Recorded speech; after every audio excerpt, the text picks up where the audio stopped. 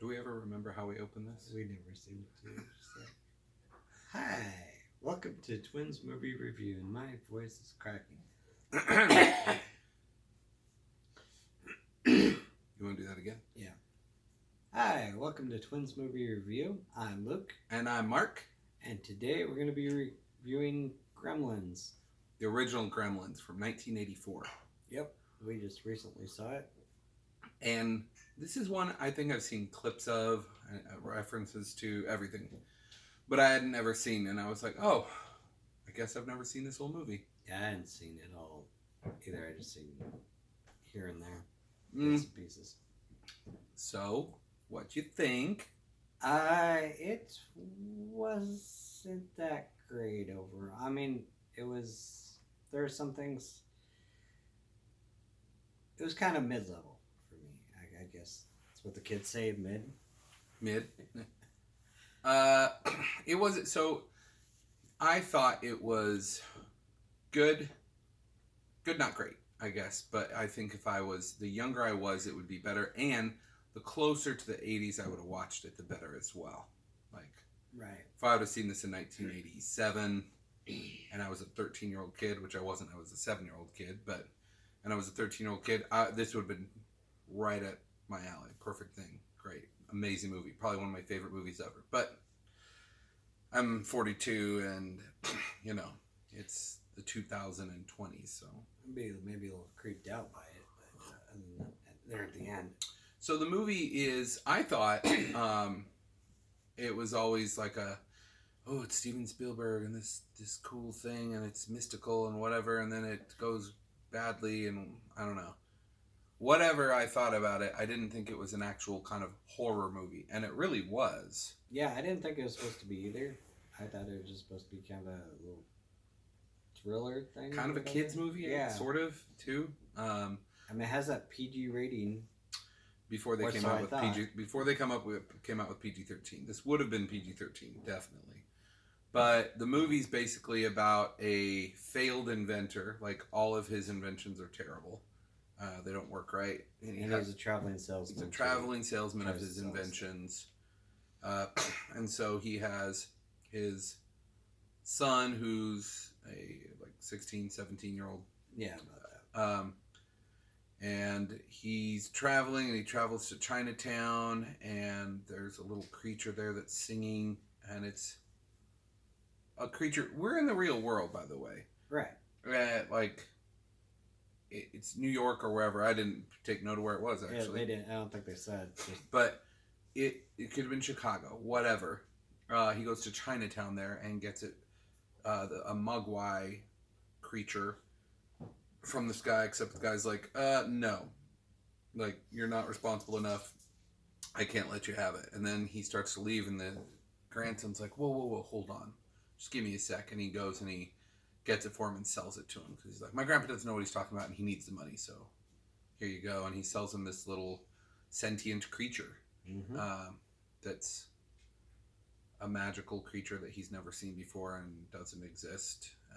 But we all just kind of gloss over that. Yeah, we just play that off like that's no big deal. Everybody sees magical creatures that don't exist every day. So you'd think they'd be reacting a little different. Yeah, and this is the thing, is he decides to tell him it's got these rules. The grandson says he's got these rules. It says, don't ever get them wet. They hate sunlight. Like, they hate bright lights, and sunlight will kill them. Don't get them wet, and never, ever, ever feed them after midnight.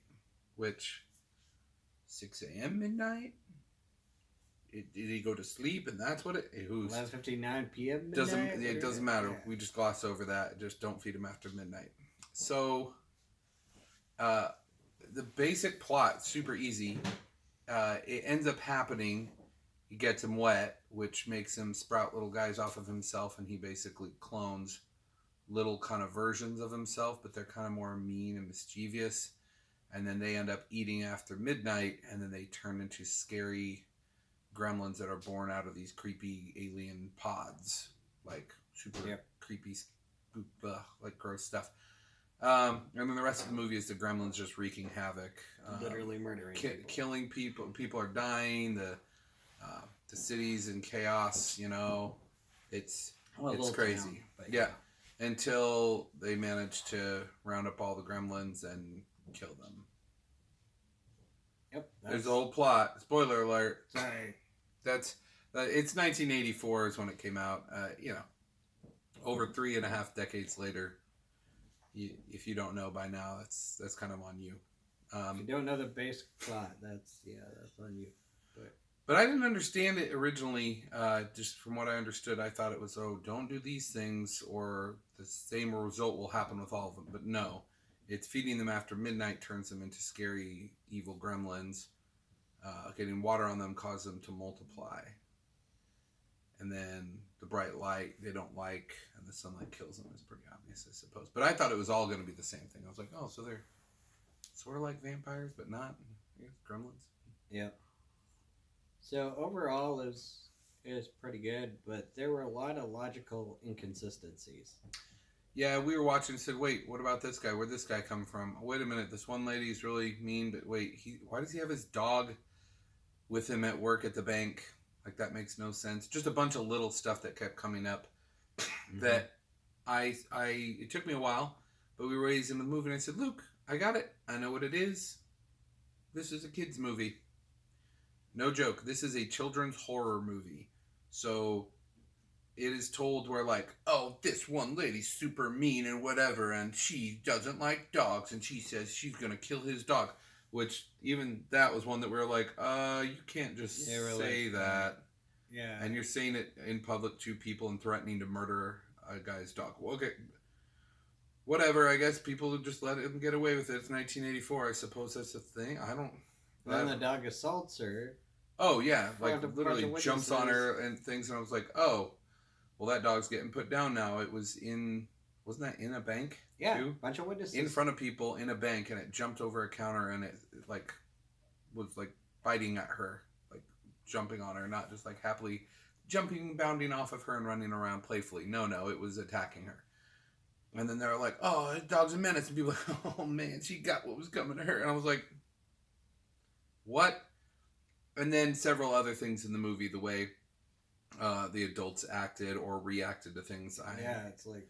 I basically had the idea, got it. This is told from a children's point of view. That if you're a teen, at least it's fine. Anybody older than that, 20s or up, is an idiot.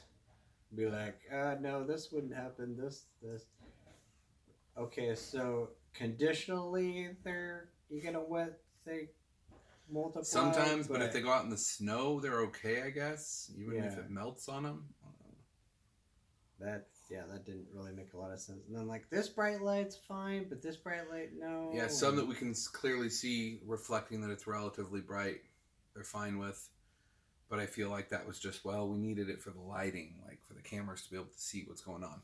So. And then the gremlins knew things that it seems like they wouldn't have known either about different people. Like the people that they murder, they know individual things about them.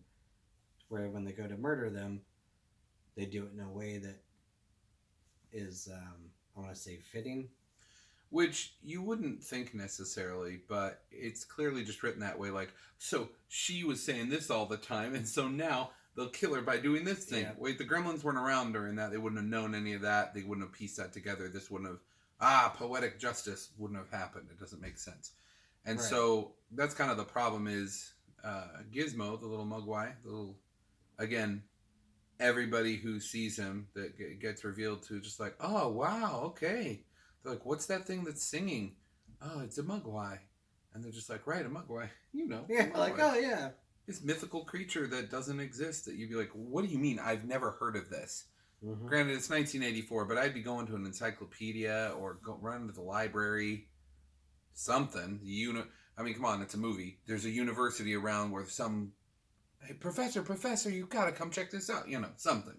A science teacher. Well, and they have a science teacher in it who's like a mad scientist type of guy. He's like a high school science teacher. Yeah. Who ends up being one of the people murdered. Yeah. He does the stereotypical horror thing where he sticks his hand underneath thing. Just sticks his hand in somewhere where he shouldn't and antagonizes the creature. Yeah. Poor little creature. He's like, I'm going to take some of your blood. It won't hurt at all. And he's holding the needle all evilly. Like, it was, again, if you watch it from the point of view that like, hey, this is an adult movie and the target audience is adults and it's this type of movie or whatever, you're gonna be disappointed. It's bad. It's 80s cheesy, so it's kind of bad anyway. Well, but I like that personally. But the cheesiness of it being a kids movie, didn't like that. It has some stop motion and puppeteering as far as the motion of the Gremlins themselves. Oh yeah, we've basically been talking about things we didn't like. Sorry, should we move on to things we like? Yeah, okay, let's go to... Because there's other stuff maybe we didn't like, but it's pretty much wrapped up in that, I feel like. Yeah, it's mainly the stuff we didn't like is more the logical inconsistency stuff that you can... Little thing that... It's fictional and for kids, and so they're like, kids will love this, so they did it. Yeah, so if you can dismiss it like that, not really a big deal. The plot, I kind of like. The premise is alright overall. I did kind of like that it was a collaboration between Disney and Warner Brothers, which the only time I remember seeing that happen was Who Framed Roger Rabbit. Good old Who Framed Roger Rabbit. So that was kind of cool. Yeah, I think it was... You were pointing out some product placement and stuff in there as well from different things. Oh, there's a lot of product placement. And the Gremlins all convene in this... I don't know why. They converge on this movie theater and they're watching a movie, and it's Snow White, I think, and the Seven Dwarfs. And they somehow know the lyrics to Hi-Ho, Have to Work. All singing along. There's no way they would have heard this movie before. They didn't exist before yesterday, but... Right. Again, just a little logical inconsistency. But... I was not expecting it to be kind of a horror movie. Like the first start where the Gremlins actually appear in this kid's Billy, the protagonist's house, is his mom is there because he leaves, which is silly. But he leaves, and then while he's gone, they are hatched, and then they cause trouble with his mom, and then she ends up throwing one in a blender and turning it on. One, she chops it up like with a knife. She like hacks at it. And one she throws in the microwave and it explodes. So pretty like gruesome stuff. Mm-hmm. Things that you'd expect from like gory horror movie type things. But again, it's like a kid's or teen horror movie. So you're like, oh, okay. Wow. I was just like, wow, this turned from kind of like, oh man, golly, how he got this little thing. Oh no, it's hatching and stuff to... Hey, this is real. She just chopped pieces of it up, and the other one that had gotten loose and was over being experimented on has killed the scientist, like the teacher at the school. Like, oh, okay, it just got real then. And then later it gets away, multiplies even more. They're murdering people in the town left and right. Yeah, no big deal. They're just causing trouble. They're just rascals. And that's the thing too, is I feel like there's a lot of chaos in this movie that people are like, oh man, this is fun, this is crazy. And I'm just looking at going, oh, the destruction and the chaos, and it's just so bad. I don't like it. Yeah, there was it's pretty good product placement though. It's true. And let's say you got product placement, but I mean merchandise opportunity. I was 4 years old when it came out, as were you. So I don't remember too much. I do remember my cousins getting a Gizmo puppet, like toy, like a little one that would like talk or sing, like motion activated one back then, which was a big deal. So, and I remember it being really cute. And that was probably when I was 5 or 6, and I remember that. But and then in the, I want to say 2000s or late 90s, they released a Furby, which was a knockoff of it. Yeah, what a crock. And I did see, I think I've seen just clips of this, but I've never actually seen it. I have seen the second Gremlins. I think the whole movie, if not the whole movie, close to it. But I hadn't seen the first one. I was like, oh, whatever. And I'm going to have to maybe go back and watch the second one because to my recollection, the second one is more zany and fun. And I think it's in an office building. It is. And kooky and things like that.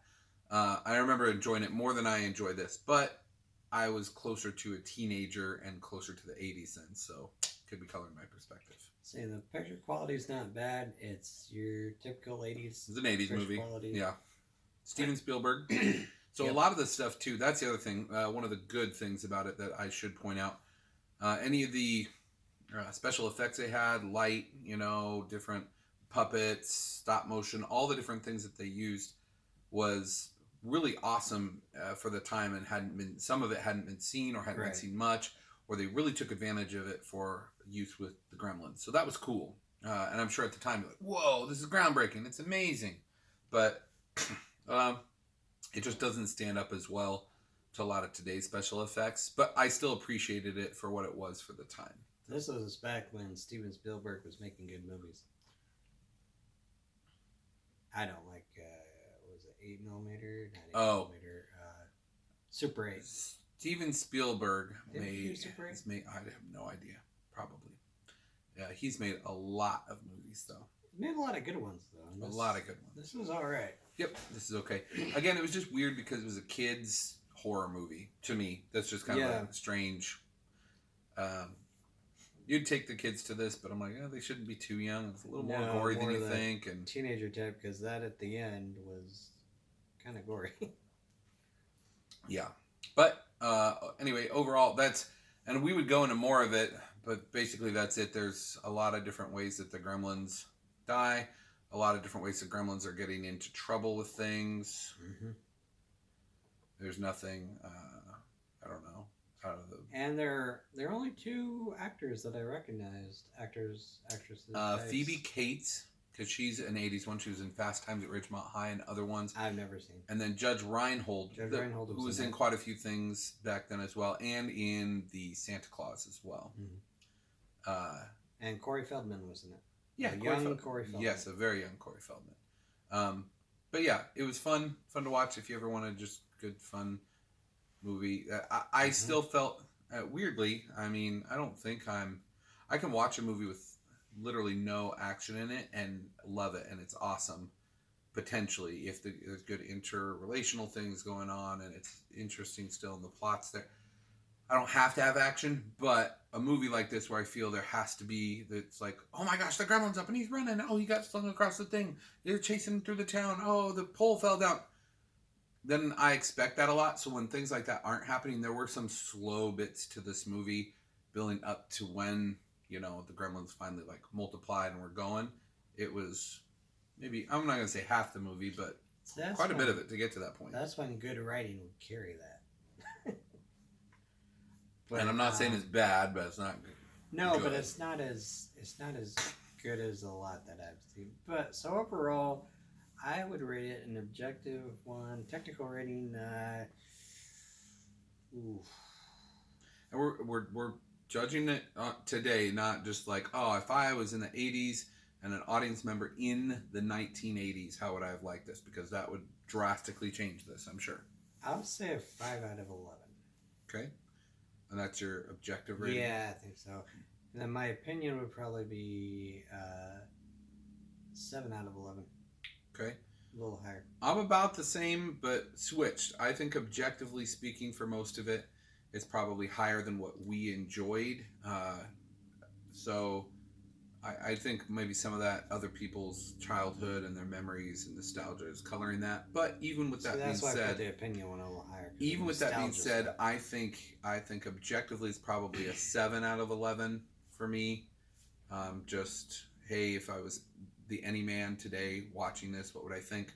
I'd say 7 out of 11, and then for me personally, probably a 6 out of 11. So pretty close to the same, just inverted a little bit. Yeah. Just because I am from the 80s, and so there were some fun things there for me that I still put it there. But, if I were to go, one way or the other, I'd probably go up with that rating. I'd go up more to, 6, 7, 8 out of 11, closer to there. But again, it was just too slow. The hook of like, the Gremlins and stuff wasn't quite enough for me, and it wasn't going enough, so. Well, and I would have been like, excuse me. I view a lot of these movies and stuff like, okay, how would I react? It's sure. Like, I would have burned the eggs. I would have done different things. Right away, Ripley, go to town, alien. So, that, I think, brought my score down, definitely. It's different things. So, yeah. That, unless you got anything else to add? Nope, that's pretty much it. That score seems a little harsh. I still think it was probably good, but again, I think if you are a younger person, So even if you're in your 20s, you're closer to your youth and teen years and younger, to where this would appeal to you more, or be a little more fun, or some of the jokes and the framing of the adult characters was a little like it was a caricature of an actual person. Mm-hmm. But in kids' movies, that's how it is. You know, you make things bigger and larger than life. I really, really do think that rating would go higher and higher and higher. The younger the people are you have watch it, and or if they were nostalgically tied to that. Like, right. I bet we'd like this way more if we were watching it for like the third or fourth time. And when we used to watch it was in the 80s when we were little kids. We'd be like, oh man, yeah, I remember this. Oh, and Gizmo, yeah, he's got his little thing, you know. Right. I think we'd like it more. So yeah, I think this is one of those we're scoring middle pack, kind of lower. Right? It's middle, but it's lower. Yeah, the middle ones are a little, I think, harder to rate. But like, well, then when you see Gremlins, you see that Gizmo does a whole Rambo thing, like he's got a bow and arrow and different things. But yeah, that's Gremlins 2. That's 2, right? Gremlins 2. Not this one. Spoilers. Oh, gosh. Anyway, so hopefully you enjoyed that. I don't think there's really much more that I would like to say about it, because there's no main like, oh, this was amazing and just pivotal when this thing happened. I didn't have any of those in this movie, so no, not really. Gremlins was fun. It was all right. It was okay. So, all right. This has been Twins Movie Review. We'll see you next time. Laters.